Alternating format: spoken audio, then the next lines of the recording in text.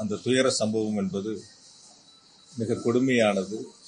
யாராலும் நினைத்து கூட பார்க்க முடியாத ஒன்று. அந்த துயர சம்பவத்தில் உயிரிழந்த அனைவருக்கும் எங்களுடைய ஆழ்ந்த இரங்கலை தெரிவித்துக் கொள்கின்றோம். அந்த நிகழ்வில் பங்கேற்று காயமடைந்தவர்கள் விரைவில் குணமடைய வேண்டுகிறோம். நிகழ்ச்சி அந்த துயர சம்பவம் நடந்து அரசு மருத்துவமனை மற்றும் தனியார் மருத்துவமனையில் சேர்க்கப்பட்டு அவர்களுக்கு தேவையான அனைத்து உதவிகளையும் வழங்கிய, குறிப்பாக சம்பவம் நடந்த அன்றே நேரில் கரூருக்கு வருகை தந்து பாதிக்கப்பட்ட மக்களுக்கு ஆறுதலையும் அவர்களுக்கு தேவையான உதவிகளையும் செய்திட்ட மாண்புமிகு தமிழ்நாடு முதலமைச்சர் அவர்களுக்கும் மாண்புமிகு துணை முதலமைச்சர் அவர்களுக்கும் எங்களுடைய கரூர் மாவட்ட மக்களின் சார்பாக மனமார்ந்த நன்றியை இந்த நேரத்தில் தெரிவித்துக் கொள்கின்றோம். அதேபோல இந்த துயர சம்பவத்தில் கரூருக்கு வருகை தந்து கரூர் மக்களுக்கு ஆதரவான நிலையில் இருந்த அனைத்து அரசியல் கட்சியினுடைய தலைவர்களுக்கும் மாவட்ட மக்களின் சார்பாக நன்றியை இந்த நேரத்தில் நாங்கள் தெரிவித்துக் கொள்கின்றோம். யாராலும் எந்த சூழ்நிலையிலும் ஏற்றுக்கொள்ள முடியாத மிக மோசமான ஒரு துயர சம்பவம். ஏறத்தாழ என்னுடைய 50 ஆண்டுகால வயதில்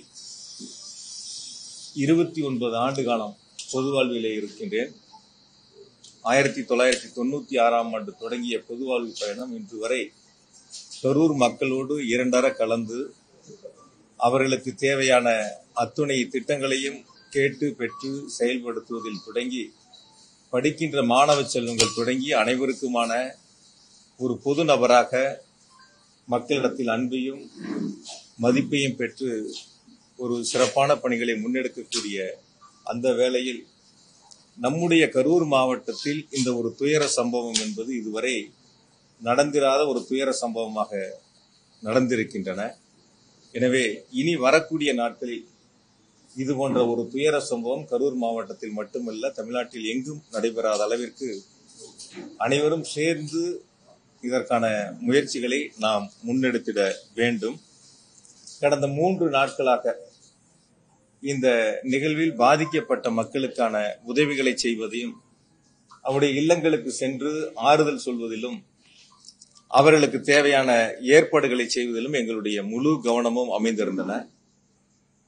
முதலமைச்சருடைய உத்தரவின் அடிப்படையில் தேவையான அனைத்து உதவிகளையும் அவர்களுக்கு முழுமையாக செய்து கொடுக்கப்பட்டு ஏறத்தாழ முதலில் 116 பேர் பாதிக்கப்பட்டிருந்தார்கள். அதன் பிறகு இறப்புகளுடைய எண்ணிக்கை கூடிய நிலையில் 108 பேர் அந்த கூட்ட நெரிசலில் பாதிக்கப்பட்டு மருத்துவமனையில் சேர்க்கப்பட்டு சிகிச்சை முடிந்து வீடு திரும்பி இருக்கின்றார்கள். இப்பொழுது 5 பேர் கரூர் மாவட்ட அரசு மருத்துவக் கல்லூரி மருத்துவமனையிலும் 2 பேர் மதுரை அரசு மருத்துவமனையிலும் சிகிச்சை பெற்று வருகின்றார்கள். விரைவில் அவர்களும் பூரண குணமடைந்து வீடு திரும்ப வேண்டும் என்று வேண்டுகிறேன்.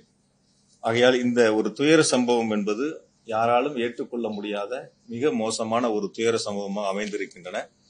எனவே இந்த நிகழ்வில் கட்சிகள் பார்க்காமல், இயக்கங்கள் பார்க்காமல் அனைவரும் ஒன்று சேர்ந்து அந்த மக்களுக்கு உதவிய தருணமாக அவர்களுக்கு தேவையான சிலவற்றை செய்த ஒரு நிகழ்வாக அமைந்திருக்கின்றன.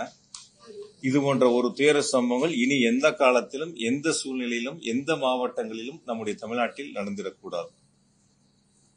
அதற்காகத்தான் 3 நாட்கள் கழித்து உங்களை சந்திக்க வேண்டும். இந்த துயர சம்பவங்களில் இறந்தவர்களுக்கு இரங்கலையும் பாதிக்கப்பட்டவர்களுக்கு தேவையான உதவிகளையும் செய்து அவர்கள் பூரண குணமடைந்து இல்லம் திரும்ப வேண்டும் என்பதற்காகத்தான் இந்த பத்திரிகையாளர் சந்திப்பை நாங்கள் ஏற்பாடு செய்திருக்கிறோம்.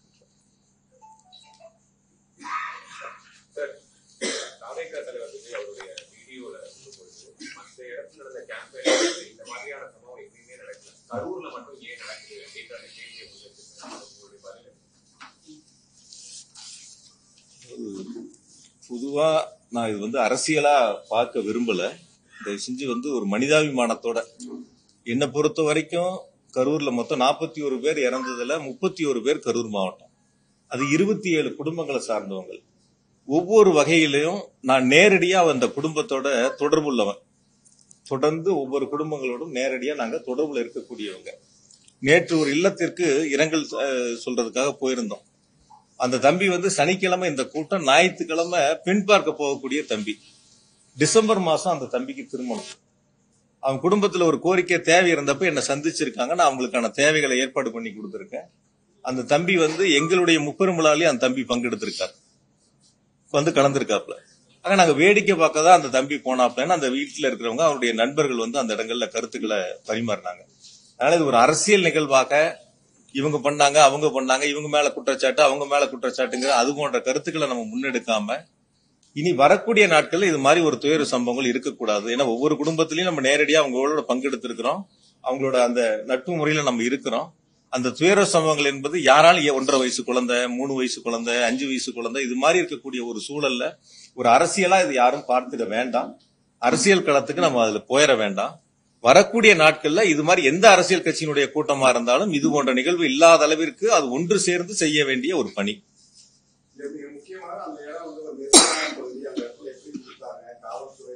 பல கூட்டங்களுக்கு இப்ப திருச்சியில இருந்து நீங்களும் இங்க வருகை இருந்திருக்கிறீங்க. நிறைய பல ஆண்டுகளாக நீங்க தொடர்ந்து இந்த பணியில இருக்கிறீங்க. அவங்க கேட்ட இடங்கள் முதல்ல லைட் ஹவுஸ் கார்னர், அதுல எவ்வளவு பேர் நிக்கலாம் நீங்க சொல்லுங்க.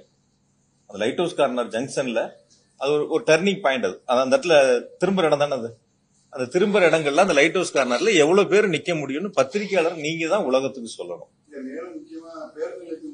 அதே மாதிரி அடுத்து கேட்டது உழவர் சந்தை. உழவர் சந்தையில எவ்வளவு பேர் நிக்க முடியும் நீங்க பாருங்க. உங்களுக்கே தெரியும், இங்க இருக்கக்கூடிய எல்லா பத்திரிகையாளருக்கும் உழவர் சந்தையில எவ்வளவு பேர் கூட்டம் நிக்க முடியும், லைட் ஹவுஸ் கார்னர்ல எவ்வளவு பேர் நிக்க முடியுங்கிறது உங்களுக்கு நல்லா தெரியும். பார்த்துட்டு அதுக்கப்புறம் வேலுசாமிபுரத்துல எவ்வளவு பேர் நிக்க முடியுங்கிறத பாருங்க.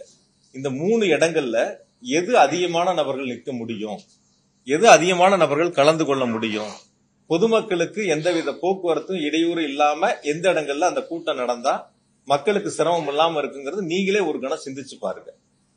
லைட் ஹவுஸ் கார்னர் கொடுத்திருந்தா ஒரு கால் பக்கத்துல அமராவதி ஆறு இருக்கு, இந்த பக்கம் பெட்ரோல் பங்க் இருக்கு, அது ஒரு திரும்புற இடம், நகரை விட்டு வெளியே போற இடத்துல திரும்புற இடங்கள்.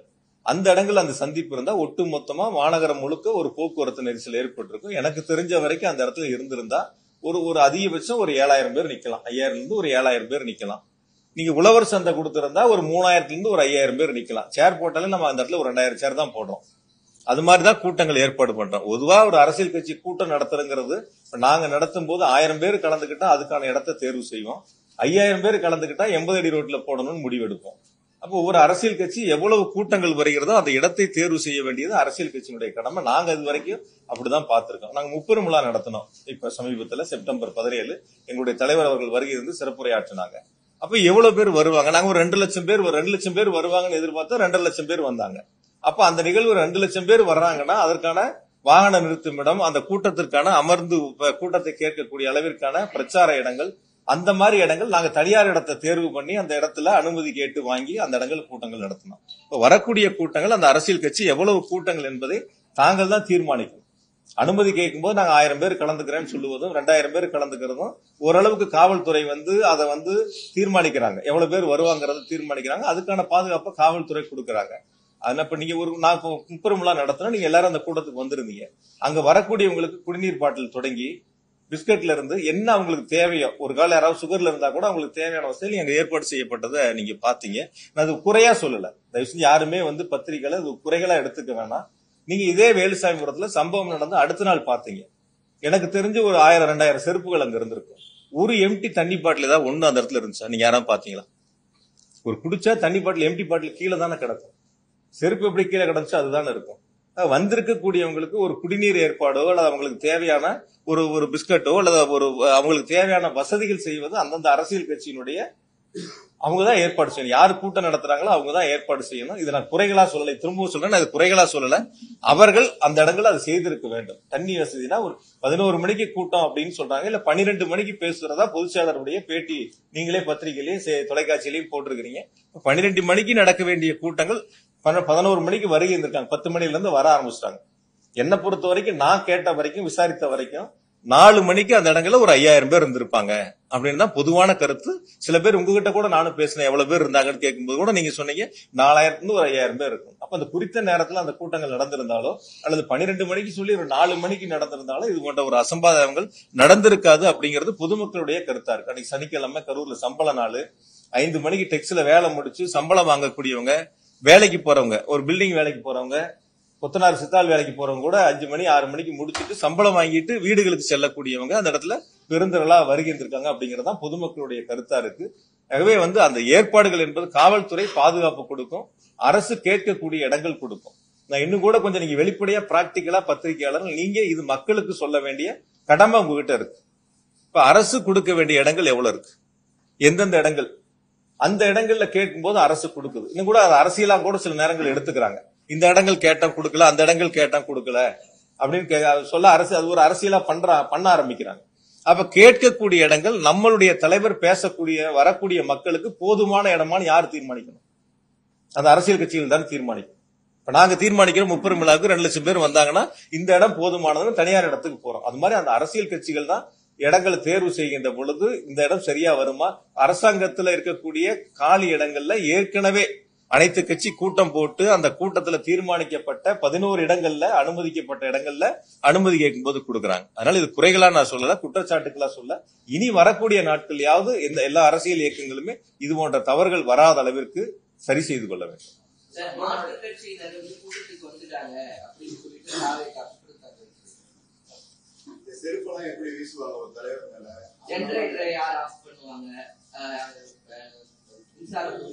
ஜெனரேட்டர் ஒரு வீடியோ இருக்கு,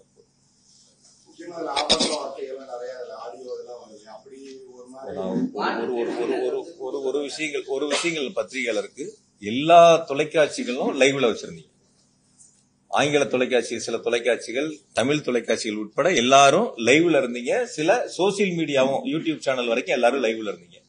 அப்படி ஒரு சம்பவங்கள் அங்க இருந்திருந்தா உங்க கண்ணுல உங்க லைவ்ல எதுவும் படாம இருந்திருக்குமா? வெளிப்படையா பேசுங்க. அதாவது ஒரு அரசியல் கருத்துக்காக ஒருத்தர் கேட்கக்கூடிய கேள்வி இன்னொரு இடத்துல கேட்கறது, நான் சொல்ற பதிலுக்கு இன்னொரு இடத்துல கேள்வி இருப்பது இல்லாம, இது 41 பேர் இறப்பு சம்பந்தப்பட்ட ஒரு நிகழ்வு. பொதுவா ஒரு 100க்கும் மேற்பட்டோர் பாதிக்கப்பட்ட ஒரு நிகழ்வு, ஒரு துயர சம்பவம். அப்ப நம்ம நாட்டு மக்களுக்கு எந்த இடங்கள்ல தவறு இருக்குங்கிறது சொல்ல வேண்டிய கடமை பத்திரிகைகிட்டையும் தொலைக்காட்சிகிட்டே இருக்கு. இப்ப நீங்க எல்லாரும் அந்த இடத்துல லைவ் வச்சிருக்கும் போது ஜெனரேட்டர் ரூம்ல போய் யார் ஆஃப் பண்ணிருப்பான்? அந்த இடங்கள்ல நடக்கக்கூடிய இடங்கள்ல அப்படி இருக்கக்கூடிய ஒரு 10,000 பேரோ இல்ல 15,000 பேரோ 20,000 பேரோ 25,000 பேரோ இருக்கட்டும், அவ்வளவு பெரிய கூட்டங்களுக்குள்ள போய் நீங்க சொல்ற மாதிரி ஒருத்தரோ 5 பேரோ 10 பேரோ போய் அது மாதிரி ஒரு அசாதாரண சூழ்நிலை உருவாக்க முடியுமா? பிராக்டிகலா யோசிச்சுப்பாரு. இப்போ நீங்க ஒரு 30 பேருக்கு 50 பேர் பத்திரிகையாளர் இருக்கீங்க, ஒருத்தரோ 2 பேரோ ஒரு தவறான ஒருத்தர் உள்ள உங்ககிட்ட ஒரு கருத்தை பண்ணாருன்னா நீங்க அதை அனுமதிப்பீங்களா? பொதுவான ஒரு கேள்வி கேட்கணும், எப்படி அனுமதிப்பாங்க? இப்ப அந்த இடத்துல இருக்கக்கூடிய அவருடைய தொண்டர்கள் அந்த இடத்துல இருக்காங்க, அந்த கட்சியை சார்ந்தவங்க அங்க இருக்காங்க. யார் அந்த இடங்கள்ல அது போன்ற ஒரு விஷமத்தனமான பிரச்சனையில ஈடுபடுறாங்களோ அப்ப அவங்க அந்த இடத்துல கேட்பாங்கல்ல, அந்த இடத்துல இருப்பாங்கல்ல. அது நீ முதல்ல பத்திரிகையில நம்ம தான் அதை பார்க்கணும். நம்ம லைவ்ல நீங்க எல்லாரும் போட்டீங்க, ஒவ்வொரு சேனலும் ஒவ்வொரு ஆங்கிள் வச்சு லைவ் வந்துச்சு. இந்த ஜெனரேட்டர் ரூம் நீங்க பாருங்க, நீங்க எல்லாரும் நீங்க போட்ட லைவ் தான். வாங்க முடியாம அந்த கும்பல் அந்த தடுப்புகளை உடைச்சு உள்ள வர்றாங்க. உள்ள வரும்போது அந்த ஜெனரேட்டர் அங்க யார் அந்த ஜெனரேட்டர் ஏற்பாடு பண்ணாங்களோ, இன்னும் கூட நான் விளக்கமா சொல்றேன், இந்த ஜெனரேட்டர் ஆஃப் ஆகும்போது கூட ஸ்ட்ரீட் லைட் ஆஃப் ஆகல. இந்த ஜெனரேட்டர் ஆஃப் ஆகும்போது என்ன ஆகுதுன்னா அவங்க கூடுதலா போட்ட லைட் இருக்கு இல்லையா, அது மட்டும் தான் ஆஃப் ஆயிருக்கு. எந்த இடங்களையும் அப்ப கூட இபி சப்ளை கட் ஆகல, ஸ்ட்ரீட் லைட் ஆஃப் ஆகல. அது நீங்க ரொம்ப தெளிவா பாருங்க. உங்களை மாதிரி இருக்கக்கூடிய தொலைக்காட்சிகள் தான் லைவ் பண்ணிருக்காங்க அந்த நேரங்கள்ல, அதுதான் நாங்க உங்ககிட்டையும் காட்டும். அப்ப அவங்க மக்கள் கூட்ட நெரிசல் அதிகமாகி அந்த இடங்கள்ல தாக்கு பிடிக்க முடியாம இன்னொரு இடங்கள் தேடி போகும்போது அந்த தடுப்பை உடைச்சு உள்ள போய் அதன் மூலியமா அது சப்ளை கட் பண்றாங்க. அதுக்கான நிகழ்வு அது அவங்களுடைய பொறுப்பு, அதுதான் அவங்க பாத்துருக்காங்க. நீங்க இதுதான் நீங்களும் லைவ் பண்ணிருக்கீங்க. இதுல எந்த இடங்கள்ல யாராவது நீங்க பாருங்க, நீங்க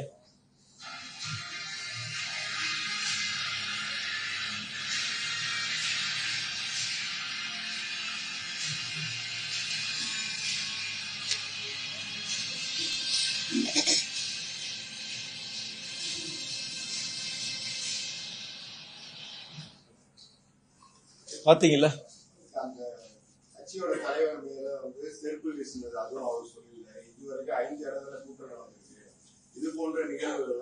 தம்பி அந்த வீடியோ கொஞ்சம்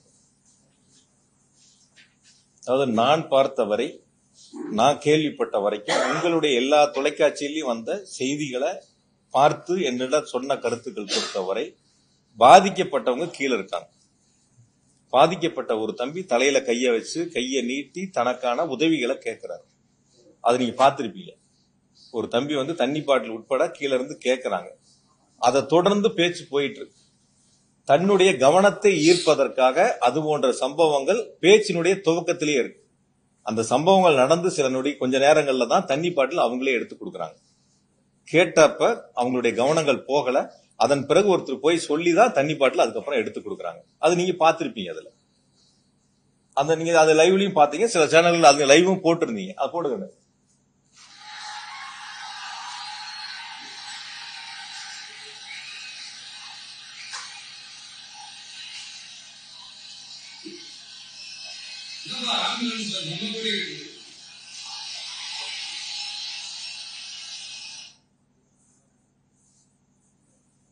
முழுசா போடுங்க.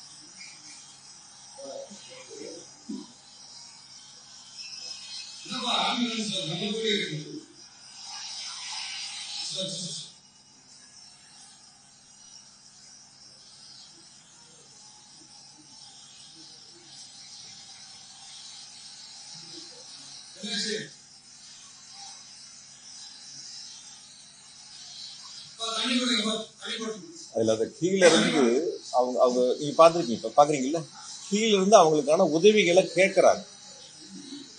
கீழ இருந்து உதவிகளை கேட்கறாங்க. அந்த உதவிகள் கேட்கும் போது யாரும் அதை கவனிக்கல. அதன் பிறகுதான் அவங்க கிட்ட வந்து சொல்லி அவங்க தண்ணி பாட்டில் எடுத்து கொடுக்குறாங்க.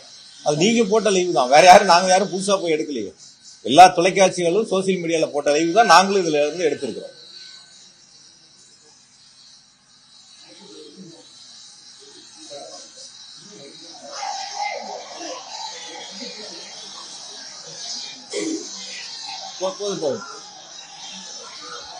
நம்பி விடுங்க. பொதுவா ஒரு அரசியல் கட்சினா, நான் இது கருத்துக்காக அரசியலுக்காக சொல்லல. பொதுவா ஒரு அரசியலுக்கு எந்த அரசியல் கட்சினாலும் சரி, ஒரு கூட்டங்கள் நடத்துகின்ற பொழுது அந்த அரசியல் கட்சியினுடைய தலைவர்கள் சீட்டோட அந்த வாகனத்துடைய பிரச்சார வாகனத்துடைய முன் சீட்ல இருப்பாங்க. அல்லது கூட்டம் அதிகமா இருந்தா வாகனத்தின் மேல ஏறி இருக்கக்கூடிய பொதுமக்களையும் தங்களுடைய தொண்டர்களையும் பார்த்து கையசைப்பாங்க. ஆனா இந்த கூட்டத்தில் நடந்தது நீங்க எல்லாருமே லைவ் போட்டீங்க. ஏறத்தாழ கூட்டத்திற்கு ஒரு 500 மீட்டருக்கு முன்னாடியே வந்து வாகனத்தின் உள்பகுதியில போயிட்டாங்க. ஸ்கிரீன் போட்டாச்சு, லைட் ஆஃப் பண்ணிடுச்சு. முன் சீட்ல தான் எல்லாரும் உட்காருவாங்க, கையசைப்பாங்க, மேல நின்று கையசைப்பாங்க. இது வழக்கமான அரசியல் தலைவர்கள் செய்யக்கூடிய ஒரு நிகழ்வு. ஆனா அது நேர்மாறா வந்து அந்த 500 மீட்டருக்கும் ஏறத்தாழ அந்த வாகனங்கள் செல்வதற்கு 1 மணி நேரம் ஆயிருக்கு. 1 மணி நேரம் அதை கடந்து செல்வதற்கான சூழல் உருவாயிருக்கு.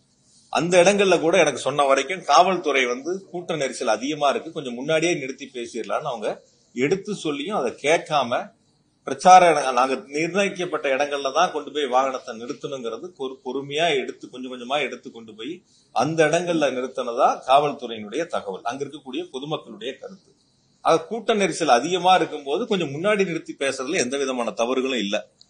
வாகனத்துல முன்பகுதியில நின்று அங்கிருந்து நம்ம திருக்கம்பள்ளி ரவுண்டானால இருந்து கையசிச்சிருந்தாலோ அல்லது மேல நின்று கையசிச்சிருந்தாலோ அந்த இடங்கள்ல இது போன்ற கூட்ட நெரிசல் வந்திருக்காது அப்படிங்கிறது பொதுவான மக்களுடைய கருத்து.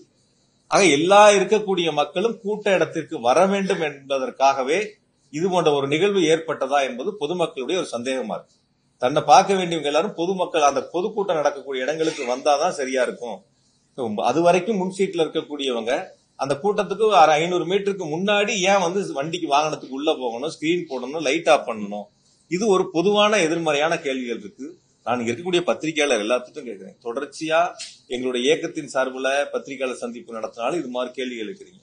சோசியல் மீடியாலே இது போன்ற கேள்விகள் இருக்கு. இதுவரைக்கும் யாராவது இந்த கூட்டம் நடத்தின அரசியல் கட்சியினுடைய தலைவர்கள், இரண்டாம் மட்ட தலைவர்கள், அடுத்த நிலையில் இருக்கக்கூடியவங்க யாருகிட்டயாவது ஒரு கேள்வி ஒண்ணு முன் வச்சிருக்கணும், இல்ல அவங்களாவது அதுக்கான விளக்கங்கள் சொல்ல முன் வந்திருக்கும். ரெண்டும் எதுவுமே இல்ல.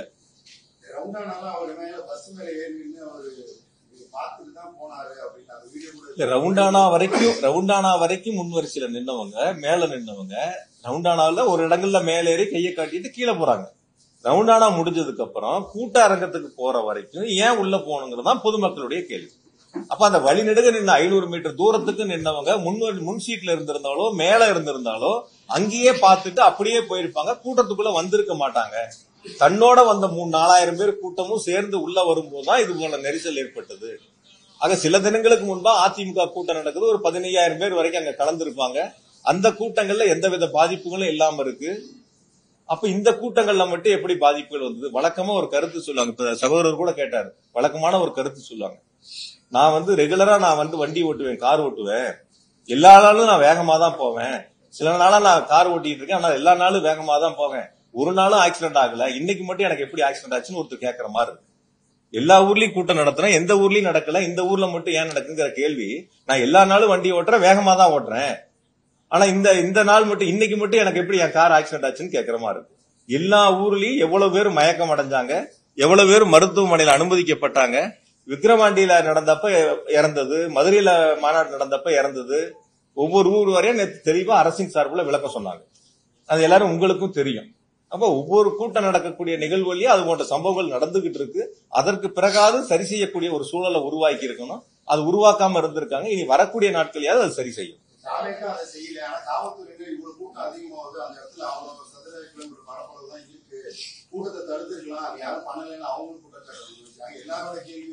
அதாவது காவல்துறையினர் சொன்னது இப்ப நீங்க கேட்டீங்கல்ல, 500 மீட்டருக்கு முன்னாடியே அந்த வண்டி கூட்டம் ஆரம்பிக்கிற இடத்துலயே நிறுத்தி பேசலாம், ஓரளவுக்கு உள்ள போனா போதுமானதுன்னு சொல்லியே அவங்க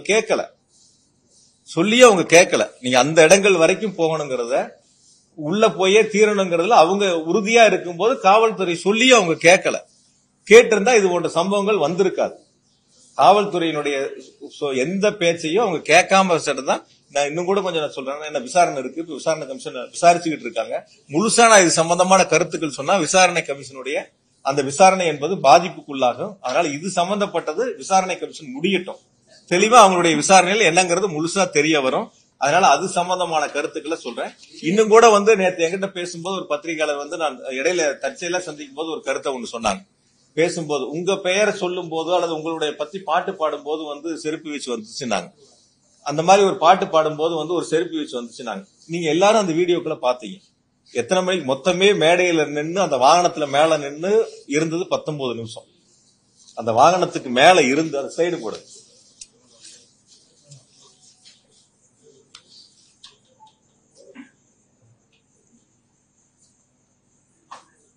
கொஞ்சம் ஜூம் பண்ணி காட்டு முடியுமா?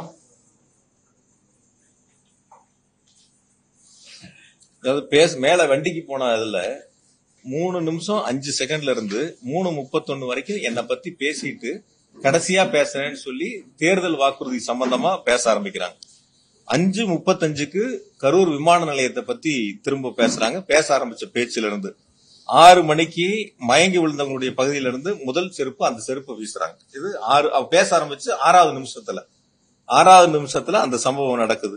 6:40க்கு திரும்ப 2வது ஒரு செருப்பை வீசுறாங்க. அதே இடங்கள்ல அந்த 6 நிமிஷத்துல 2வது ஒரு சம்பவம் நடக்குது. 7:12க்கு கூட வந்த அந்த அரசியல் கட்சியுடைய தலைவருடைய உதவியாளர் போய் இந்த மாதிரி வந்து நிறைய மயக்கம் போடுறாங்கன்னு பக்கத்துல போய் கருத்து சொல்றாங்க.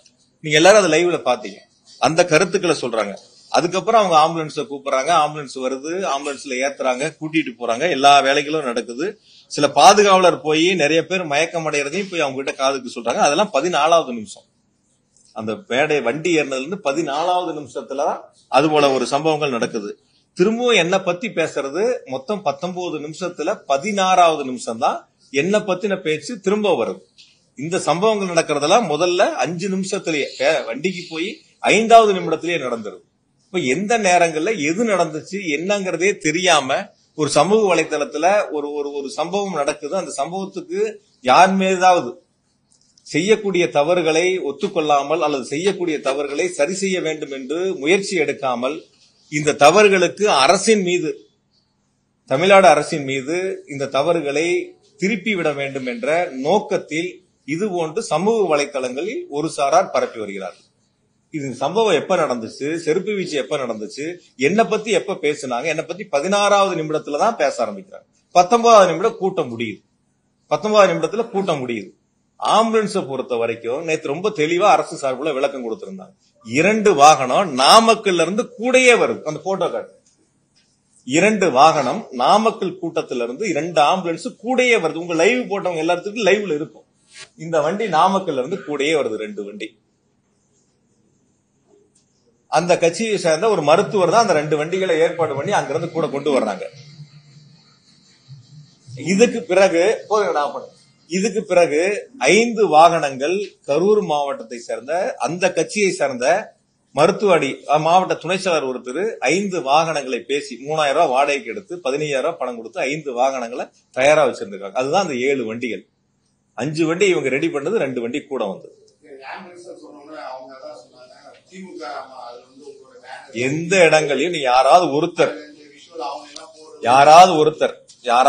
அது கூட சங்கடங்கள் பட்ட எங்க நிர்வாகிகள் மேல அது எந்த இடங்கள் அந்த தவறு நடந்துச்சுன்னா மருத்துவமனையில பிரேத பரிசோதனை முடிஞ்சு போகும்போது அந்த மருத்துவமனையை சேர்ந்த ஒரு சகோதரர் அந்த தவறு பண்ணிட்டார். எந்த இடங்களையும் கூட்டம் நடந்த இடங்கள்ல எங்களுடைய ஆம்புலன்ஸ் வாகனங்கள் எதுவுமே போகல. அவங்க முத கால் பண்ணது 108. அதாவது வாட்டர் பாட்டில் மருத்துவக் கல்லூரியில நள்ளிரவுல கேக்குறாங்க. அப்ப கடைகள் அடைக்கப்பட்டிருக்கு. நம்ம கிட்ட இருந்த வெளியில இருந்த வரைக்கும் எடுத்துட்டாங்க. நம்ம கிட்ட இருந்தது கையில இருந்தது கேக்குறாங்க, கொண்டு போய் கொடுக்கணும். அங்க உணவு வேணுங்கிறது கொண்டு போய் கொடுத்தோம். தனியார் மருத்துவமனையில சிகிச்சை பெற்றவங்களுக்கு கட்டணங்களை நாங்க செலுத்தணும். என்ன உதவிகள் வேணுமோ நாங்க செஞ்சோம். இது அரசியலா பார்க்கல. எங்க கட்சி எங்க தலைவர் சொல்லியிருக்காங்க, ஒரு அரசியல் தலைவர் பாதிக்கப்பட்ட பொதுமக்களா இருந்தாலும் தொண்டரா இருந்தாலும் எந்த உயிரிழப்பையும் ஏத்துக்க மாட்டாங்க. அதுதான் அரசியல் தலைவர். அது மாதிரிதான் நாங்க எங்க தலைவர் வழியில தான் நாங்க போய் அவங்களுக்கு உதவி பண்ண தான் போனோம். அப்படி குறை சொல்லக்கூடியவங்க அவங்க அதுக்கான ஏற்பாடுகளை செஞ்சிருக்கலாம். யாராவது குறை சொல்லி அரசியல் பேச நினைக்கிறவங்க அந்த வாட்டர் பாட்டில் ஏற்பாடு பண்ணிருக்கலாம். இல்ல அவங்களுக்கு தேவையான உதவிகளை நான் செய்யறேன் முன்னாடி நின்று நான் அவங்களுக்கு தேவையான உணவுகளை ஏற்பாடு பண்ணேன் யாராவது ஒருத்தர் சொல்லி இருக்கலாமே. வெறுமனே பாக்குறங்கிறது ஒவ்வொரு இதா இருக்கலாம். பட் அந்த மாதிரி குற்றச்சாட்டு சொல்லக்கூடியவங்க அவங்க அதுக்கான பணிகளை முன்னெடுத்து செஞ்சிருந்தாங்கன்னா அது நாங்களும் அதை ஏத்துக்கிறோம்.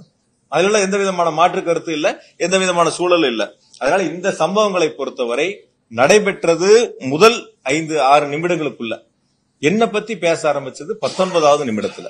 முதல்ல இத பத்திரிகையாளர் நீங்க தெளிவுபடுத்தி சமூக வலைதளங்கள்ல வர்றதுங்கிறது அரசியல் காழ்ப்புணர்ச்சியால பல்வேறு அரசியல் இயக்கங்களை சேர்ந்தவர்களை யார் மீதாவது பழி சுமத்த வேண்டும் என்பதற்காக சொல்லக்கூடிய குற்றச்சாட்டு. ஆகையால் பத்திரிகையாளர்களும் தொலைக்காட்சிகளும் முதல்ல இந்த உண்மை நிலவரங்களை நீங்க தெரிஞ்சுக்க. ஆகையால் இது எந்த வகையிலும் இது அரசியல் படுத்தக்கூடிய நிகழ்வு அல்ல. ஒருத்தரா கேள்வி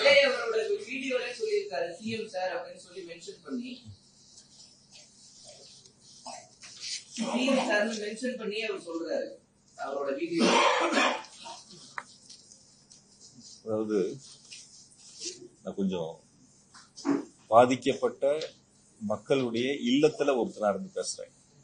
நான் என்ன பொறுத்த வரைக்கும் என் குடும்பத்தை நேசிக்கிறத விட என்னுடைய மாவட்ட மக்கள், என்னுடைய தொகுதி மக்களை நான் ரொம்ப அளவுக்கு அதிகமா நேசிக்கக்கூடியவன். ரொம்ப அளவுக்கு அதிகமா அவங்களுக்கு உண்மையா இருக்குன்னு நான் நினைக்கக்கூடியவன். அவங்களுக்கு தேவையான உதவிகளை செய்யணும்னு நினைக்கக்கூடியவன். படிப்பா இருந்தாலும், மருத்துவமா இருந்தாலும், ஒரு போட்டி தேர்வா இருந்தாலும், ஒரு விளையாட்டு போட்டிகளா இருந்தாலும் எல்லா சூழ்நிலையிலும் ஒன்னா இருக்கு. நான் இன்னைக்கு கூட காலையில எங்களுடைய கரூர் தொகுதியில் ஒரு 30 மாணவ மாணவிகள் விமானத்துல முதல்ல பயணிக்கிறாங்க. 6வது 7வது 8வது படிக்கிறவங்க ரவுண்ட் டேபிள் அது ஏற்பாடு பண்ணாங்க. என்னையும் அதுல அழைச்சிருந்தாங்க. நான் எனக்கு டிக்கெட் போட்டிருந்தாங்க. நான் அவங்கள போய் விமான நிலையத்துல வழி அனுப்பிட்டு நான் அங்க வர்றேன். என்னால அவங்க போக முடியலங்க. அவங்கள வழி அனுப்பி வச்சுட்டு வர்றேன். அப்ப தொகுதி மக்களோட மாவட்ட மக்களோட 2 கலந்து எந்த சூழ்நிலையும் எங்களுடைய தலைவர் பிறந்தநாள் வந்தா கூட ஒரு அரசியல் கட்சி பார்த்து இவங்க எந்த கட்சியை சார்ந்தவங்கன்னு பார்த்து நாங்க உதவி பண்ணதே இல்லை இது வரைக்கும். திராவிட முன்னேற்ற கழகத்தை பொறுத்த வரைக்கும், எங்களை பொறுத்த வரைக்கும் இவங்க எந்த கட்சியை சார்ந்தவங்க, இவங்களுக்கு மட்டும்தான் இந்த பொருளை கொடுப்போம், இவங்களுக்கு மட்டும்தான் இந்த உதவி செய்யும் நாங்க பார்த்தது இல்லை. எங்க அலுவலகத்துல எந்த மனு வந்தாலும் எந்த கட்சியும் நாங்க கேட்டது கிடையாது. அவங்க எல்லாத்துக்கும் சரிசமமா உதவி செய்யக்கூடிய இடங்கள்ல அந்த பணிகள் நாங்க முன்னெடுத்திருக்கோம். ஆகையால அந்த நீங்க வீடியோவை பொறுத்த வரைக்கும் அதுக்கு பிறகு வந்த சம்பவங்கள், நீங்க சமூக வலைத்தளமா இருக்கட்டும், பொதுமக்கள் இருந்து வரக்கூடிய கருத்துக்களா இருக்கட்டும், நீங்க பாருங்க எந்த மாதிரியான ஒரு எதிர்மறையான கருத்துக்கள் வந்துச்சு. நடைபெற்ற சம்பவங்களில் இப்ப நான் என்ன கேக்குறீங்க, எப்படி பாதிக்கப்பட்ட உடனே அவர் மருத்துவமனைக்கு போனார். நான் இந்த கட்சி ஆட்சியில தான் இருக்கேன், இங்கேதான் இருக்கேன். எங்களுடைய பகுதி செயலர், ஒன்றிய செயலர் கூட்டம் 6 மணிக்கு என்னோட ரவுண்ட் டேபிள் நிர்வாகிகள் இந்த நிகழ்ச்சி, இன்னைக்கு போற சம்பவமான நிகழ்ச்சி சம்பந்தமா என்னோட கிட்டத்தட்ட ஒரு 3/4 மணி நேரம் 1 மணி நேரம் என் கூட பேசிட்டு இருக்காங்க என் வீட்டுல. அதை முடிச்சுட்டு நான் கட்சி ஆஃபீஸ் வரேன். இங்க இருக்கும்போது எனக்கு தகவல் வருது, இந்த மாதிரி பாதிக்கப்பட்டிருக்காங்க, மருத்துவமனைக்கு நீங்க போங்கன்னு சொல்றாங்க. நான் இங்க இருந்து அமராவதி மக்கள் பாதிக்கப்பட்டு ஒரு பக்கம் மருத்துவமனையில் அனுமதிக்கப்பட்ட சூழல்ல நான் அந்த சம்பவ இடத்துக்கு போகாம நான் டிக்கெட் போட்டு சென்னைக்கு போயிடவா? யாருக்கும் பதில் சொல்லாம, யாருக்கும் உதவி செய்யாம? அப்படிப்பட்ட ஒரு சூழலை சில பேர் எதிர்பார்க்கறாங்கன்னு நான் நினைக்கிறேன். நான் இன்னைக்கு இல்ல, இனி எப்ப இருந்தாலும் நான் இருக்கிற வரைக்கும் எங்க மாவட்ட மக்களுக்கு, என்னுடைய தொகுதி மக்களுக்கு எந்த பாதிப்புனாலும் நாங்க முன்னாடி, நான் மட்டும் இல்ல, எங்க நிர்வாகிகள் எல்லாரும் முன்னாடி இருப்பாங்க. அதான் எங்களுக்கு எங்க தலைவர் கத்துக் கொடுத்த பாடம். அதனால அதுல நீங்க பிரதர் சொன்ன மாதிரி அவருடைய கருத்தை நேற்று ரொம்ப நாள் 3 நாள் கழிச்சு ஒரு வீடியோ பதிவிட்டு இருக்காரு. அதெல்லாம் விசாரணை முடியட்டும். நான் சொல்லதை பொறுத்த வரைக்கும் எங்கள் இயக்கமே அல்லது வேறு எந்த இயக்கமா இருந்தாலும் ஒரு தவறு நடந்து விட்டால் அந்த தவறுக்கு பொறுப்பெடுத்துக் கொள்ள வேண்டும். அது சராசரி ஒரு அரசியல் கட்சி, ஒரு அரசியல் தலைவர் செய்யக்கூடிய கடமை, பொறுப்பு. நடந்த தவறுகளை ஒருவர் மீது திசை திருப்பி, ஒரு அரசின் மீது திசை திருப்பி மடைமாற்றம் செய்வதற்கு முயற்சி எடுத்தால் ஒருபோதும் மக்கள் ஏற்றுக்கொள்ள மாட்டார்கள். அதுல ரொம்ப தெளிவா இருக்கு. நேற்று பேசும்போது ஒரு கேட்டார், ரொம்ப கட்டுக்கடங்காத கூட்டமான்னு கேட்டார். நான் சொன்னேன், கட்டுக்கடங்காத கூட்டம் இல்ல, கட்டுப்பாடற்ற கூட்டம். கட்டுக்கடங்காத கூட்டம்லாம் இல்ல. 15,000 பேர் அதிமுக வந்தாங்க, இதுல 25,000 பேர் வைங்க, 10,000 பேர் அந்த இடத்துல கூடுதலா நிக்க முடியாதா? நிக்கிறதுக்கான இட வசதி இல்லையா? ஒரு கட்டுப்பாடான கூட்டத்துக்கும் கட்டுப்பாடற்ற கூட்டத்துக்கும் வித்தியாசம். எந்த கட்சியினாலும் ஒரு கட்டுப்பாடு இருக்கு. ஒரு தலைவர் வர்றாங்கன்னா, எங்க தலைவர் வர்றாங்கன்னா, அந்த வாகனத்துக்கு முன்னாடி எங்களுடைய 2ஆம் மட்ட தலைவர்கள் அல்லது அந்த மாவட்ட செயலர் வாகனத்துக்கு முன்னால் சென்று தொண்டர்களை ஒழுங்குபடுத்தி, பொதுமக்களை ஒழுங்குபடுத்தி நிற்க வைத்து, தலைவரை பார்க்க வைத்து அந்த பொதுக்கூட்டங்களில் பங்கு பெற செய்வார்கள். அது போல ஒரு சூழல் இதுல இருந்துச்சா? யாராவது பாத்தீங்களா? யார் சொல்லியாவது யாராவது கேட்டாங்களா? காவல்துறை சொல்லியாவது யாராவது கேட்டாங்களா? அந்த வாகனத்துக்கு முன்னாடி 2ஆம் மட்ட தலைவர்கள் யாராவது ஒழுங்கா வழி நடத்தி எடுத்துட்டு போனாங்களா? அதாவது 2 வகைகளா நீங்க பிரிக்கணும். ஒண்ணு, அரசு செய்ய வேண்டியது, ஒரு அரசியல் கட்சி நடத்தக்கூடிய மாநாடாக இருக்கட்டும், பொதுக்கூட்டமாக இருக்கட்டும், ஒரு கண்டன ஆர்ப்பாட்டங்களாக இருக்கட்டும், அரசு செய்ய வேண்டியது ஒரு வகை, அந்தந்த அரசியல் இயக்கங்கள் செய்ய வேண்டியது ஒரு வகை. அரசு செய்ய வேண்டிய கடமை சரியான நேரத்தில் சரியான முறையில் செய்திருக்கிறார்.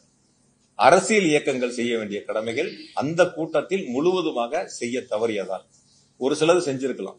என்கிட்ட கூட இன்னும் கொஞ்சம் கேட்டாங்க, அந்த கூட்டம் இருந்த அளவுக்கு ஒலிபெருக்கி இல்லைன்னா, குறைவான ஒலிபெருக்கி தான் இருந்தது, பின்னாடி இருந்தவங்க எல்லாம் பேசுறது கேட்கல, உள்ள வந்தாங்க. அந்த அரசியல் கூட்டங்கள்ல பேசுனது எவ்வளவு நேரம்? 19 நிமிஷம் வண்டியில இருந்து பேசுனது என்ன பொறுத்த வரைக்கும் அதிகபட்சம் ஒரு 10 நிமிஷம் இருக்கலாம். அது சொல்லப்பட்ட கருத்து தேர்தல் வாக்குறுதி சம்பந்தமான ஒரு 4-5 கருத்து, என்ன பற்றி ஒரு 2 கருத்துக்கள், அவ்வளவுதான். அதிகபட்சம் ஒரு 10 நிமிஷம். எவ்வளவு நேரம் இருக்கும்? ஒரு 10ல இருந்து 12 நிமிஷம். இதுதான் அந்த கூட்டங்களில் நடைபெற்ற பேச்சுக்கள். ஒரு அரசு செய்ய வேண்டிய கடமைகளை அரசு சரியாக செய்திருக்கிறது. நான் அப்படிதான் நினைக்கிறேன். எங்கிட்ட பகிர்ந்த மக்களும் அப்படிதான் சொன்னாங்க. அரசியல் இயக்கங்கள் செய்ய வேண்டிய கடமைகளை சரியாக செய்ய வேண்டும். அது என்ன பொறுத்த வரைக்கும் அந்த கூட்டங்கள்ல சரியா நடந்தது என்பதை நீங்க தான் தீர்மானிக்கணும். நீங்க அந்த களத்துல இருந்தீங்க, அங்கிருந்து நேரடியா பாத்தீங்க. அப்ப அந்த அரசியல் இயக்கம் சரியான கருத்துக்களை, சரியான பணிகளை அந்த இடங்கள் முழுவதுமாக செய்தார்களா நீங்க தான் பார்க்கணும். பாஜக தலைமையில ஒரு டெலிகேஷன் கமிட்டி வச்சிருக்காங்க. அவங்க என்ன சொல்லிட்டாங்கன்னா, ஒரு சுப்ரீம் கோர்ட் ஜட்ஜ்மெண்ட்ல விசாரிக்கணும் அப்படின்ற அந்த கருத்தை அவங்க முன்வைச்சிருக்காங்க. இந்த மாதிரி நேரோ ரோட்ஸ்ல பெர்மிஷன் கொடுத்ததே தப்பு அப்படின்ற அந்த கருத்தையும் சொல்லியிருக்காங்க. சார், நான் அரசியலுக்காக சொல்ல சார் உங்களுக்கு.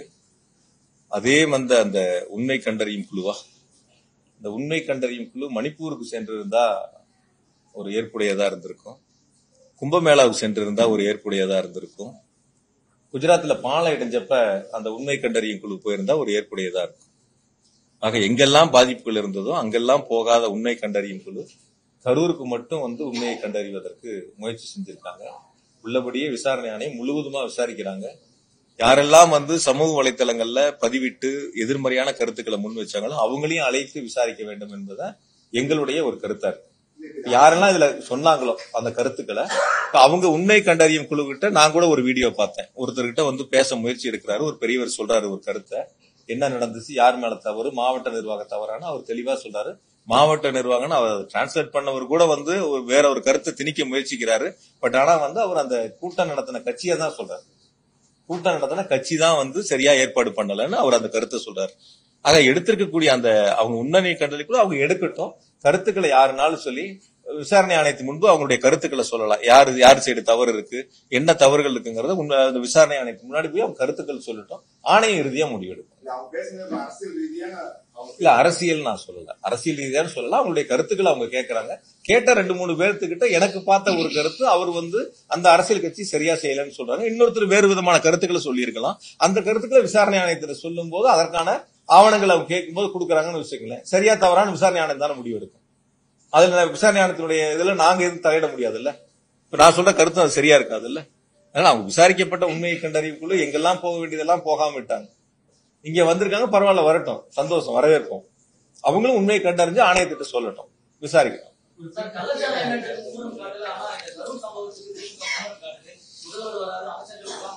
சார் எந்த சம்பவமா இருந்தாலும் சரி, நீங்க சொன்ன சம்பவத்திற்கும் எங்களுடைய மாண்பு துணை முதலமைச்சர் நேரில் சென்று அவர்களுக்கான ஆறுதலை சொல்லி அனைத்து உதவிகளையும் செய்தார்கள். தமிழ்நாடு அரசை பொறுத்த வரைக்கும் யார் பாதிக்கப்பட்டாலும், எந்த சூழ்நிலையில் பாதிக்கப்பட்டாலும், எந்த தேசத்தில் பாதிக்கப்பட்டாலும் அரசு அவர்களுக்கு துணை நிற்கும். அதுல குறிப்பா முதலமைச்சர்கள் முன்னின்று அவர்களுக்கு துணை நின்று அவர்களை காப்பாற்றக்கூடிய இடங்கள்ல ஒரு பணிகளை முன்னெடுத்திருக்கின்றார்கள். அது எந்த மாநிலமா இருந்தாலும் சரி, எந்த நாட்டுல இருந்தாலும் சரி. வெளிநாடுகள்ல பாதிப்பு இருக்கிற போது தமிழ்நாடு அரசு தான் முன்னாடி நிற்குது. வெளி மாநிலங்கள்ல பாதிப்புங்கிற போது தமிழ்நாடு அரசு தான் முன்னாடி இருக்கு. எங்க ஊரை சேர்ந்த ஒரு மருத்துவர் வந்து வட இந்தியால சுற்றுலா போயிட்டு பாதிக்கப்பட்ட பொழுது அங்க வந்து அவரை கூட்டிட்டு வந்து மருத்துவ சிகிச்சை டெல்லியில கொடுத்து திரும்ப சென்னையில வந்து அவர் எங்க முதலமைச்சரை சந்திச்சு நன்றி தெரிவிச்சுட்டு போனார். அதுபோல ஒரு நல்ல ஒரு அரசாங்கத்தை தான், நல்ல சூழலை தான் முதலமைச்சர் உருவாக்கி இருக்காங்க. உயிரிழந்தவர்களோட குடும்பம் உட்பட பல பகுதிகளில் பொதுமக்கள் வந்து காவல்துறை சரியான பாதுகாப்பு வசதிகள் செய்யலாம். அதுதான் சார் நான் உங்ககிட்ட சொன்னேன். அதே சமூக வலைத்தளங்கள்ல பாராட்டக்கூடிய செய்திகள் இருக்கு. அதே சமூக நீங்க ஒரு செய்தியை மட்டும் பாக்குறீங்க, ஒரு செய்திகளை மட்டும் பாக்குறீங்க. சில அரசியல் இயக்கங்கள் தவறுதலாக அரசின் மீது குற்றச்சாட்டுகளை முன்னெடுக்க வேண்டும் என்று ஒரு மனப்பான்மையோடு எடுக்கக்கூடிய ஒரு சில செய்திகளை மட்டும், உங்களுக்கு தேவையான செய்திகளை மட்டும் எடுத்துக்கிறீங்க.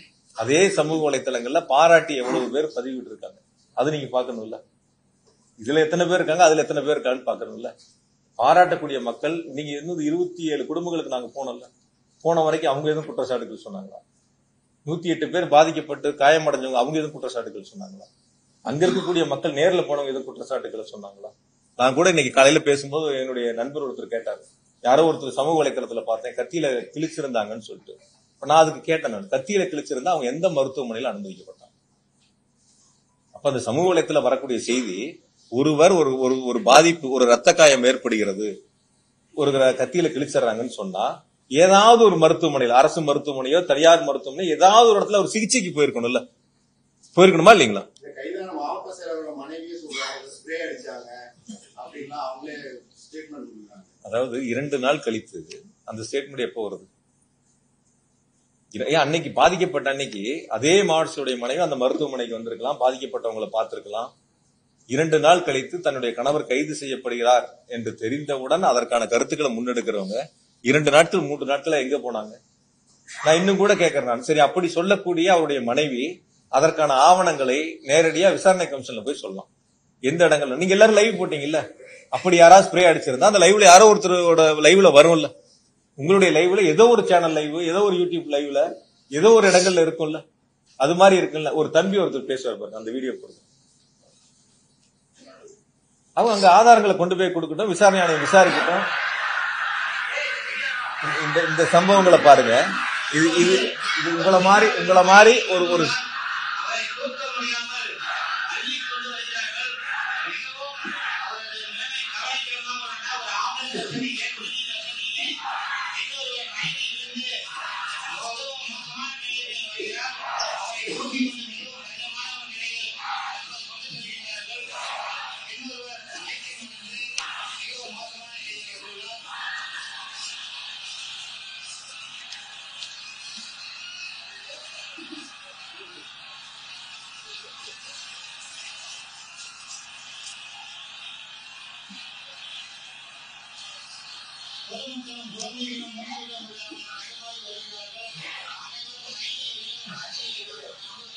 ஆஃப் பண்ணுது பாத்தீங்கல்ல. கரூர் மாவட்டத்துக்கு அறிவித்த வந்த எடப்பாடி பழனிசாமி நடிகர் விஜயாகிட்டம் 10 ரூபா அப்படின்னு சொல்லி சொல்லியிருக்காங்க. இதுக்கு உங்களோட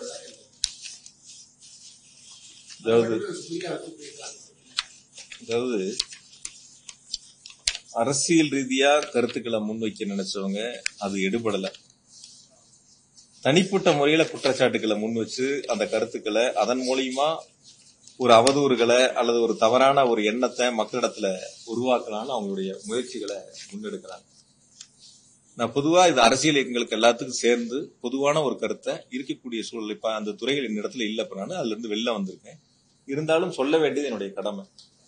அதிமுக பொதுச்செயலராக இருக்கட்டும் அல்லது இப்ப வந்த அரசியல் கட்சியினுடைய தலைவராக இருக்கட்டும், 2016 இருந்து 21 வரைக்கும் இது போன்ற ஒரு சம்பவங்கள் டாஸ்மாக்ல 10 ரூபாய்க்கு கீழே கூடுதலா வசூலிக்கப்பட்ட அது சம்பந்தமான புகார்கள் வந்து நடவடிக்கை எடுக்கப்பட்டது 7540. இப்ப போன அதிமுக ஆட்சியில் 10 ரூபாய்க்கு மேல கூடுதலாக வசூலிக்கப்பட்டு நடவடிக்கை எடுக்கப்பட்டது 8666.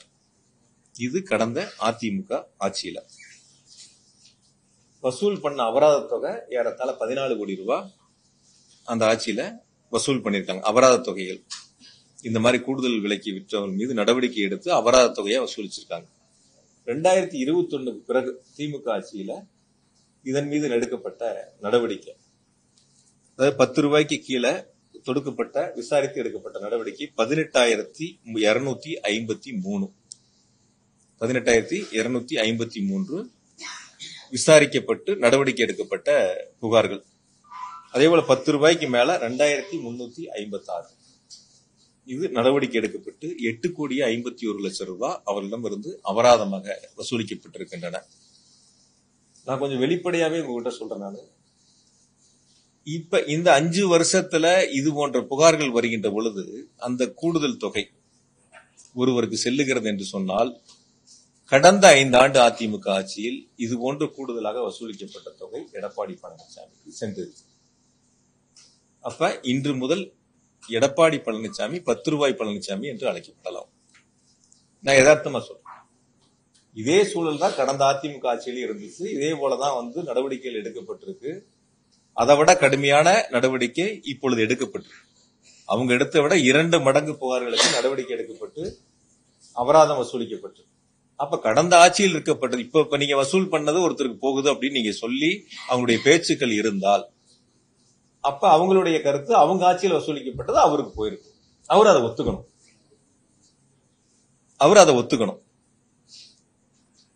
யாராவது ஒருவர் டாஸ்மாக்ல பணிபுரியக்கூடிய ஒரு எம்ப்ளாயி தொழிலாளி, நாங்க இது போன்ற சம்பவங்களில் எங்க இடத்துல இப்படி ஒரு தவறுகள் நடக்குது, கேட்கறாங்க, பண்றாங்க, யாராவது ஒருத்தர் புகார் சொன்னாங்களா?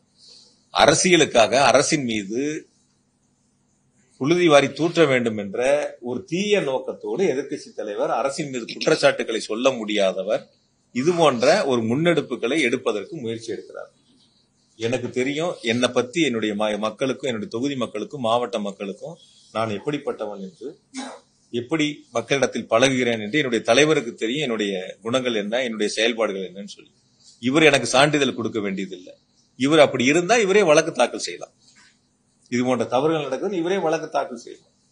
அதுக்கு நீதிமன்றம் நடவடிக்கை எடுக்கும். அதை விட்டுட்டு பொதுவெளியில உண்மைக்கு மாறா தவறான ஒரு செய்தியை அவதூறு பரப்பக்கூடிய இடங்கள்ல அவர் முன்னெடுப்பாரு. அதுக்கு இன்னொரு அரசியல் கட்சி முன்னெடுக்கும். அதுக்கு ஒரு பாட்டு பாடுவாங்க. இதுல ஏதாவது ஒரு சம்பவம் தெரியுமா? அந்த பாட்டு பாடினவர் ஏதாவது இது மாதிரி இப்படி ஒரு சூழல் கீழே இருக்குன்னு ஏதாவது தெரியுமா? போன 5 வருஷம் என்ன நடவடிக்கை எடுத்தாங்கன்னு தெரியுமா? இந்த 5 வருஷம் என்ன நடவடிக்கை எடுத்திருக்குன்னு நேற்று பாட்டு பாடின அரசியல் தலைவருக்கு தெரியுமா? எதுவுமே பொதுவெளியில என்ன நடக்குதுன்னே தெரியாதவங்க ஏதோ கொடுக்கறத அந்த இடங்கள்ல ஒரு பாட்டா பாடி பண்ணணுங்கிறதுல மொத்தம் 19 நிமிஷத்துல 10 நிமிஷம் பேசிட்டு இப்ப இது போன்ற ஒரு பேர் இழப்பை உருவாக்கி இருக்காங்க. அதனால நான் இன்னும் கூட சொல்றேன், நானு அதுல அந்த போடப்பட்ட இப்ப வழக்கு ஒண்ணு போட்டிருக்காங்க. அது நீதிமன்றத்துல இப்ப விசாரணையில் இருக்கு. மொத்தம் அதுல போட்டதே 41 வழக்கு. ஏற்கனவே இது போன்ற புகார்கள் வழக்கு பதிவு செய்யப்பட்டது. அதுல 34 வழக்கு கடந்த அதிமுக ஆட்சியில் போட்டது. இடி எடுத்திருக்கிற கேஸ்ல 34 கேஸ் போன அதிமுக ஆட்சியில போடப்பட்ட கேஸ். 7 கேஸ் தான் 2021 பிறகு திமுக ஆட்சியில போடப்பட்ட கேஸ். ஆனா விசாரணை போன ஆட்சியை பத்தி விசாரிக்காம இப்ப இருக்கக்கூடிய நிகழ்வு மட்டும் விசாரிப்பதாக நீதிமன்றத்துல நீதிமன்ற வழக்கு முடியிட்டு இது சம்பந்தம் இன்னும் முழு விவரங்களை சொல்றேன். நீங்க அந்த கருத்தை கேட்டதுனால என்ன நடவடிக்கைகள் எடுக்கப்பட்டிருக்கு, 2 மடங்கு அதன் மீது கடுமையான நடவடிக்கை எடுக்கப்பட்டு துரிதமாக நிர்வாகம் செயல்பட்டிருக்கு. வரக்கூடிய நாட்களில் இது போன்ற தவறுகள் இருக்கக்கூடாதுங்கிறதுக்காக தான் இந்த மாதிரி கடுமையான நடவடிக்கை எடுக்கப்பட்டிருக்கு. அதனால அரசு நிர்வாகத்தை பொறுத்தவரை எதிர்க்கட்சிகள் சொல்லக்கூடிய குற்றச்சாட்டுகள் மக்களிடத்தில் எடுபடாமல் மக்கள் அதை ஏற்றுக்கொள்ள முடியாத சூழலில் அரசின் மீது அவதூறு பரப்ப வேண்டும், தனிப்பட்ட முறையில் காழ்ப்புணர்ச்சி காரணமாக விமர்சனங்களை முன்வைக்க வேண்டும் என்பதற்காக பொதுவெளியில் சொல்லக்கூடிய கருத்துக்களை மக்கள் ஒருபோதும் ஏற்றுக்கொள்ளக்கூடிய மனநிலையில் இல்லை.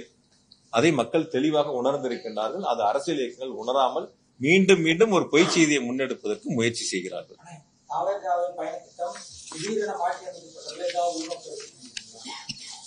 நிறைய பேர் இப்ப கேள்வி கேட்டப்ப கூட சொன்னேன் நானு, இது நீங்க அவங்க கிட்ட கேட்கணும். ஏங்க திடீர்னு தள்ளி வச்சீங்க, ஏங்க 7 மணி நேரம் லேட்டா வந்தீங்க, ஏங்க 12 மணிக்கு பேசுறாருன்னு சொல்லி 3 மணிக்கு காவல்துறையில கடிதம் கொடுத்தீங்க, 7 மணி நேரம் காலதாமதம் எதனால 1 மணி நேரம் வாகனத்துக்கு உள்ள போய் அமர்ந்துகிட்டீங்க, எதனால லைட் ஆஃப் பண்ணீங்க, ஏன் கூட்ட நெரிசலுக்குள்ள வண்டியை கொண்டு போய் கட்டாயப்படுத்தி உள்ள கொண்டு போய் நிறுத்துனீங்க, கூட்ட நெரிசலுக்கு முன்னாடியே நிறுத்தி இருக்கலாமே, கூட்டம் ஆரம்பிக்கும் போதே சீட் வண்டியோட முன் சீட்லயோ அல்லது மேலேயே நின்று பொதுமக்களை பார்த்து கையாட்டி இருக்கலாமே, கையெச்சரிக்கலாமே, இதெல்லாம் ஏன் செய்யலன்னு அவங்கள பார்த்து கேட்க வேண்டிய கேள்வி, அதற்கு பதில் சொல்ல வேண்டிய கடமை பொறுப்பு அவங்களுக்கு இருக்கு. நான் அரசியலா பார்க்கல, நான் ஆரம்பத்திலேயே உங்களுக்கு சொல்லிட்டேன். யாரு தவறு செய்திருந்தாலும் அந்த தவறை யாராக இருந்தாலும் ஒற்றுக்கொள்ள வேண்டியது அவருடைய கடமை பொறுப்பு, யாரா இருந்தாலும் சரி. நான் தான் உங்ககிட்ட தெளிவா சொன்னேன், 2 வகையா பிரிக்கணும். ஒன்னு அரசு செய்ய வேண்டியது, ஒன்னு அரசியல் கட்சிகள் செய்ய வேண்டியது. பொதுக்கூட்டங்கள் ஆர்ப்பாட்டங்கள்ல அரசு செய்ய வேண்டியதை சரியாக செய்திருக்கிறது. அரசியல் கட்சிகள் சரியாக செய்திருந்தால் இது போன்ற தவறுகள், இது போன்ற இழப்புகள் ஏற்பட்டிருக்காது. அதுலதான் நான் ரொம்ப தெளிவா சொல்றேன்.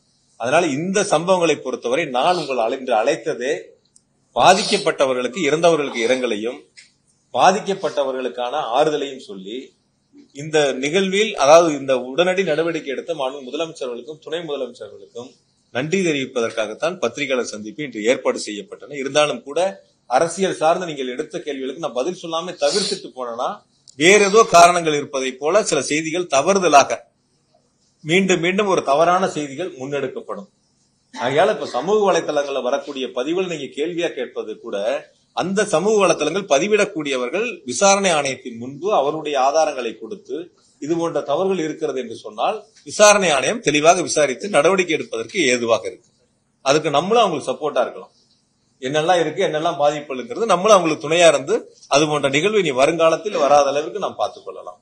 ஏன்னா இந்த நிகழ்வு என்பது கரூரில் மட்டும் நடைபெற்ற ஒரு நிகழ்வு அல்ல, தொடர்ந்து நடைபெற்ற நிகழ்வு. நாமக்கல்லா இருக்கட்டும், திருச்சியா இருக்கட்டும், அரியலூரா இருக்கட்டும், நாகப்பட்டினம், திருவாரூரா இருக்கட்டும், எல்லா இடங்கள்லயும் இது போல பாதிக்கப்பட்டு மருத்துவமனையில் அனுமதிக்கப்பட்டிருக்காங்க. அதுதான் நேற்று ஏடிஜிபி சார் ரொம்ப தெளிவா சொன்னாரு. எவ்வளவு பேர் எந்தெந்த, நான் வேணா கூட அந்த பட்டியலை உங்களுக்கு நான் சொல்றேன். நான் யாரு எவ்வளவு பேர் எந்தெந்த ஊர்ல பாதிக்கப்பட்டு மருத்துவமனையில அனுமதிக்கப்பட்டு சேர்க்கப்பட்டாங்கிறத நான் உங்களுக்கு பட்டியலாவே சொல்றேன். நான் எந்தெந்த ஊர்ல எவ்வளவு பேருங்கிறதுல அதுல இருக்கக்கூடியவங்க எல்லாருமே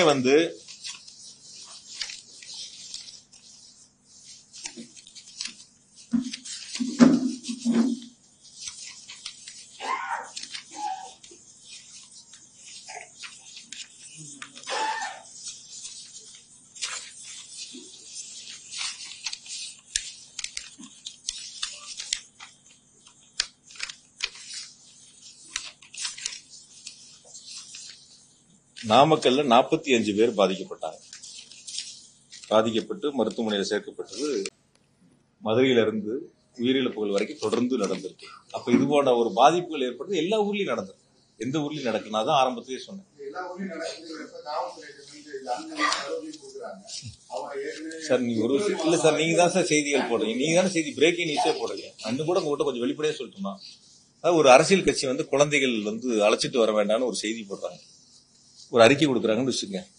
ஆனா அந்த தொலைக்காட்சியில் நீங்க என்ன பண்றீங்க, குழந்தைகளை தூக்கி தோல்ல வச்சிருக்கிறது, குழந்தைகள் மேல மப்ளர் கட்டி இருக்கிறது, இதெல்லாம் ரொம்ப பெருசா மிகைப்படுத்தி நான் இன்னும் கூட உங்ககிட்ட நான் வெளிப்படையா கேட்பேன். ஒரு அரசியல் கட்சி தலைவர் வீட்டுல கிளம்புறதுல இருந்து கூட்ட மேடைக்கு வர்ற வரைக்கும் பொதுவா நீங்க லைவ் போறீங்க, அது உங்களுடைய பொறுப்பு, நீங்க போட்டுக்கிறீங்க, வேண்டாம்னு சொல்லலாம்.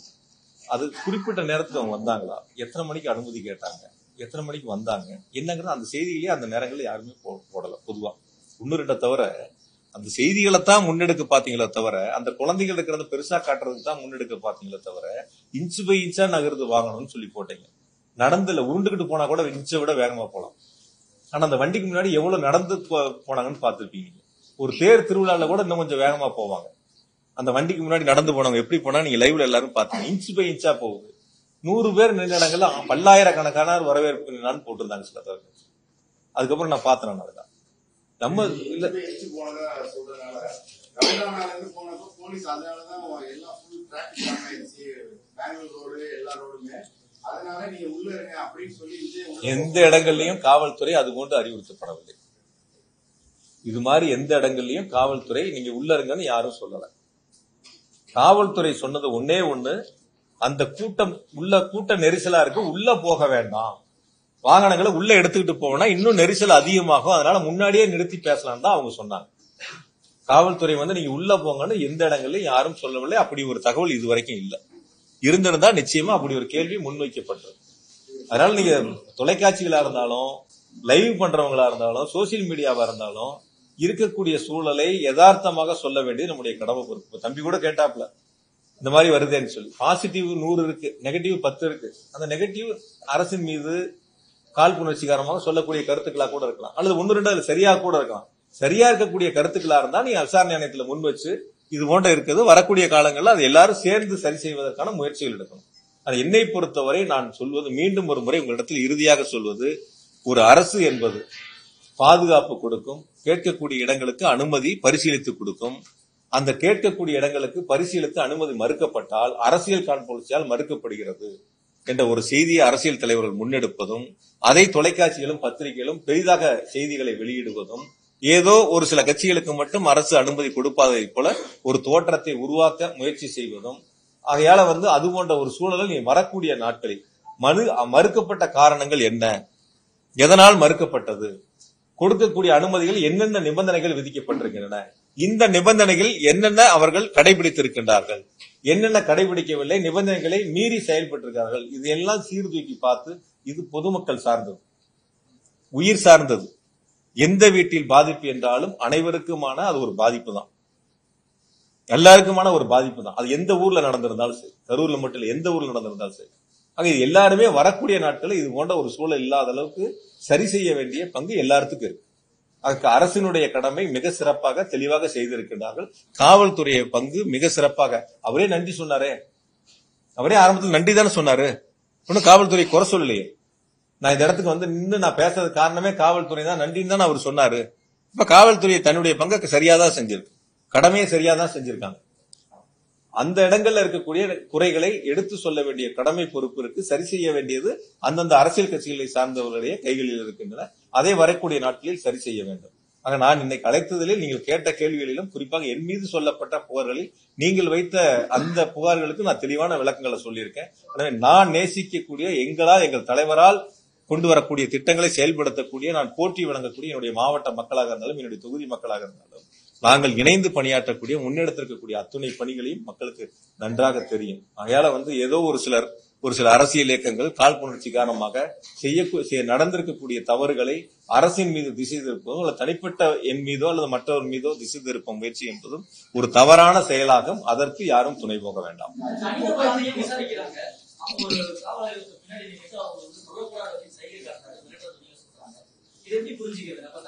எனக்கு நீங்க சொன்ன வீடியோ நான் பார்க்கல, அது எந்த இடத்துல நடந்துச்சுன்னு எனக்கு தெரியல. அப்படியா, எனக்கு அப்படி இருந்துச்சுன்னா நீங்க எனக்கு அனுப்பிச்சு விடுங்க. நான் காவல்துறை காவல் ஆய்வாளர் இது மாவட்ட காவல் கண்காணிப்பு அனுப்பிச்சு விட்டு அது யாருன்னு பார்த்து சொல்றேன். அஜித்குமார் கொலை வழக்கில் தமிழ்நாடு முதலமைச்சர் உடனே சிபிஐக்கு மாற்றினாங்க. இது அதே மாதிரி நிறைய சந்தேகங்கள் உடற்கூறு ஆய்வு அவசரங்கள் செய்யப்பட்டது. இது சிபிஐக்கு மாற்ற சார், அது சம்பந்தமானது எல்லாம் நேற்று தெளிவா அரசு கூடுதல் தலைமைச் செயலாளரும், ஏடி சீஃப் சார் உள்ளிட்ட அரசு துறை செயலாளர்கள் எல்லாம் தெளிவான விளக்கங்கள் கொடுத்துட்டாங்க. மிக தெளிவான விளக்கங்கள் நேற்று முழுவதுமாக கொடுக்கப்பட்டிருக்கின்றன. எனவே இன்று சொல்லப்பட்டிருக்கக்கூடிய கருத்துக்களில் நான் முன்வைத்திருக்கக்கூடிய நீங்கள் கேட்ட கேள்விகளில் மிக தெளிவான விளக்கங்கள் இருக்கின்றன.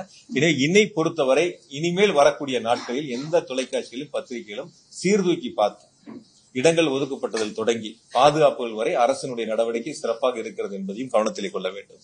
எந்த அரசியல் கூட்டம் நடத்தினாலும் அவருடைய பங்கு என்பதை சொல்ல வேண்டிய கடமை பொறுப்பும் உங்களிடத்தில் இருக்கின்றன.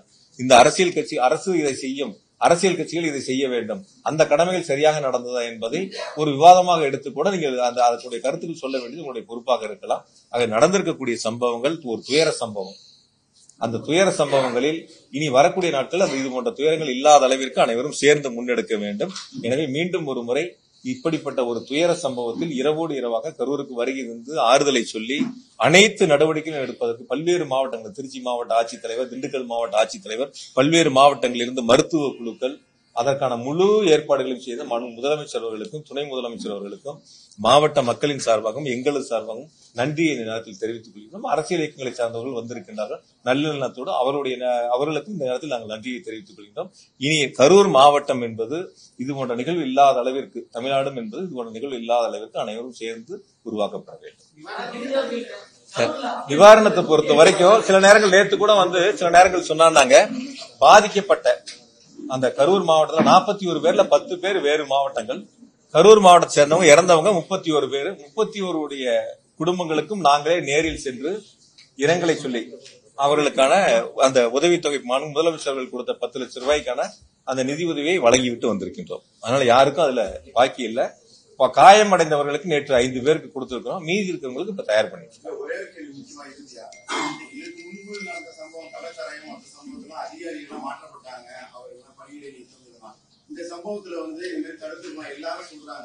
சார், நீங்க ஒரு விஷயம் எல்லாரும் சொல்றாங்க, எல்லாரும் யாருங்க?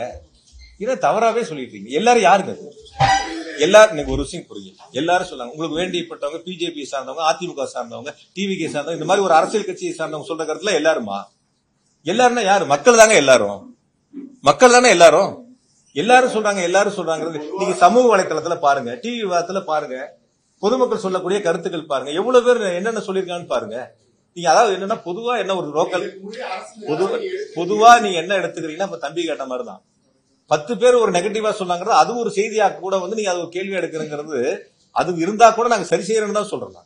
10 பேர் சொல்லக்கூடிய கருத்தா இருந்தாலும் நாங்க செவி சாய்க்கிறோம் தான் சொல்றோம். அது எடுத்து நடவடிக்கை எடுக்கிறது தான் சொல்றோம். அதுல அரசு எந்த விதமான மாற்று கருத்தை நாங்க சொல்லல. அதனால எல்லாரும் சொல்றாங்க அப்படிங்கறதே ஒரு அரசியல் கட்சி சொல்லக்கூடிய கருத்துக்கள், ஒரு அரசியல் கட்சி சார்பாக முன்வைக்கக்கூடிய கருத்துக்கள் எல்லாருடைய கருத்துக்கள் அல்ல. அது அவர்களுக்கான கருத்துக்கள். அது அவருடைய பங்கா இருக்கலாம். அது அவங்க நம்ம பாராட்டணும்னு நினைக்கிறது நம்மளுடைய தவறு. அது எப்படி ஒரு எதிர்கட்சி நம்மளை பாராட்டுவாங்க? எப்படி ஒரு எதிர்கட்சி இது சிறப்பா செஞ்சாங்கன்னு எப்படி சொல்லுவாங்க? இப்ப அவங்க அந்த இடத்துல அரசியல் செய்யணும், அதுக்கான கருத்துக்களை அவங்க முன்னெடுப்பாங்க. அதுதான் இருக்கக்கூடிய ஒரு யதார்த்தமான சூழல். அரசு எந்த அளவுக்கு செயல்பட்டது, முதலமைச்சர் எந்த அளவுக்கு விரைந்து நடவடிக்கை எடுத்தாங்க, இதுல அரசுடைய பங்கு எந்த அளவுக்கு மிக சிறப்பா இருக்கு, எந்த அளவுக்கு மக்கள் பாதிக்கப்பட்ட மக்களுக்கு உரிய நேரத்துல அரசு உதவிகளை செய்தது என்பதுதான் நீங்க முதல்ல நின்று கவனிக்க வேண்டிய ஒரு பங்கு. எதனால் இந்த நிலைமை ஏற்பட்டது, யாரால் இந்த நிலைமை ஏற்பட்டது, யாரிடத்தில் இந்த கேள்விகளை கேட்கணும். 5 கேள்வி முன் வச்சிருக்கணும். அங்க 12 மணிக்கு கூட்டம் அறிவிச்சு 3 மணிக்கு லெட்டர் கொடுத்துருக்கீங்க. நீங்களே பவரை கட் பண்ணி சொல்லி லெட்டர் கொடுத்துருக்கீங்க. ஆனா நீங்களே 7 மணி நேரம் லேட்டா வந்திருக்கீங்க. லேட்டா வந்தது இல்லாம 500 மீட்டருக்கு முன்னாடியே வண்டிக்குள்ள போயிட்டீங்க. 500 மீட்டர் வரைக்கும் வண்டிக்கு வெளியில வரல, வண்டிக்கு மேலையும் வரல. கூட்ட நெரிசல் இருக்குன்னு காவல்துறை சொல்லியும் வண்டி உள்ள கூட்ட நெரிசலுக்குள்ள வண்டியை கொண்டு போய் உள்ள சேர்த்திருக்கிறீங்க. உங்களுடைய பாதுகாவலரோ உதவியாளரோ மேல பொதுமக்கள் பாதிக்கிறாங்க, பெண்கள் சாஞ்சி விழுங்குறாங்கன்னு சொன்னதுக்கு அப்புறமும் நீங்க பேச்ச தொடர்றீங்க. நீங்களே ஆம்புலன்ஸ கூப்பிடுறீங்க. ஆம்புலன்ஸ் வந்த பிறகு நீங்க போறியா நண்பான்னு கேக்குறீங்க. அந்த ஆம்புலன்ஸ் நீங்களே அனுப்புறீங்க. ஆம்புலன்ஸ் எங்க இருந்து வந்ததுன்னு நீங்களும் ஒரு கேள்வி கேட்கறீங்க. ஆக இது எல்லாம் யார் இடத்தில் கேட்க வேண்டிய கேள்வி, இதெல்லாம் யார் விளக்கம் சொல்ல வேண்டிய இடத்தில் இருக்கிறார். அப்ப அவங்க கிட்ட இந்த கேள்விகள் எல்லாம் முன் வச்சு அந்த அவங்களை நீங்க தொடர்பு கொண்டு இதற்கெல்லாம் உங்களுடைய விளக்கங்களை சொல்லுங்க. 7 மணி நேரம் ஏன் லேட் ஆச்சு, ஏன் நீங்க வண்டிக்குள்ள 500 மீட்டருக்கு முன்னாடி உள்ள போனீங்க, வண்டி கொண்டை நிறுத்தி 10 நிமிஷம் வரைக்கும் ஏன் மேல வரல, இதெல்லாம் அவர்களிடத்தில் கேட்டு அவர்கள் சொல்ல வேண்டிய நிவர்த்தி செய்ய வேண்டிய பொறுப்பு அவங்க இடத்துல இருக்கு. நான் இப்பொழுதும் இறுதியா சொல்றேன், அரசியலாக இதை எடுத்துக்கொள்ள வேண்டாம். யார் தவறு செய்தாலும் தவறு தான். அந்த தவறுகளுக்கு யார் தவறு செய்தார்களோ அவர்களை பொறுப்பெடுத்துக் கொள்ள வேண்டும். அது எந்த கட்சியா இருந்தாலும் சரி. அரசு இதில் மிக தெளிவாக நிதானமாக ரொம்ப பொறுமையாக அனைத்து நடவடிக்கைகளும் எடுத்திருக்கின்றன. பாதுகாப்பிலும் அரசை பொறுத்தவரை காவல்துறையை பொறுத்தவரை சிறப்பாக செயல்பட்டு இருக்கின்றார்கள். அதற்கு அந்த கட்சியினுடைய தலைவர் பேசும் பொழுது சொன்ன நன்றியை அவர் சொல்லியிருக்கிறார். அதனால இதுல எந்த விதமான மாற்று கருத்தும் நீங்க முன்னெடுக்க வேண்டியதில்லை. சமூக வலைத்தளங்களில் வரக்கூடிய ஒரு சில கருத்துக்களை வைத்து நீங்கள் கேள்விகளை முன்னெடுப்பது என்பது அது அவர்கள் சார்ந்த சில கருத்துக்களை, அந்த கட்சியை சார்ந்த சில கருத்துக்களை முன்வைக்க முயற்சி செய்கிறார்கள். அப்படி சொல்லக்கூடியவர்களும் விசாரணை ஆணையத்தில் அவருடைய கருத்துக்களை சொல்லி அதற்கான ஆவணங்களை சமர்ப்பித்தால் விசாரணை ஆணையம் இறுதி நடவடிக்கை எடுக்கும். அதற்கான விசாரணை ஆணையத்துடைய அறிக்கையை கொடுப்பார்கள். நிச்சயமாக முதலமைச்சர்கள் நடவடிக்கை எடுப்பார்கள். எனவே விசாரணை ஆணையத்தினுடைய அந்த விசாரணை நடந்து கொண்டிருக்கின்ற பொழுது அது சம்பந்தமான கருத்துக்களை முழுவதுமாக நான் முன்வைப்பது என்பது சரியாக இருக்காது. இருந்த போதும் கூட நீங்கள் கேட்ட கேள்விக்கு பதில் சொல்லாமல் வெறும் கருத்துக்களை மட்டும் நன்றியை மட்டும் நான் சொல்லிட்டு போனா நீங்க கேள்வி கேட்ட நான் பதில் சொல்லல அப்படின்னு ஒரு தவறான ஒரு செய்தி வந்துவிடும் என்பதற்காக நீங்கள் கேட்ட கேள்விக்கு நான் பதில் சொல்லியிருக்கிறேன். மீதி விசாரணை ஆணையம் முடியட்டும். அதனுடைய அறிக்கை வந்த பிறகு முதலமைச்சர்கள் நிச்சயமாக நடவடிக்கை எடுப்பார்கள். நன்றி.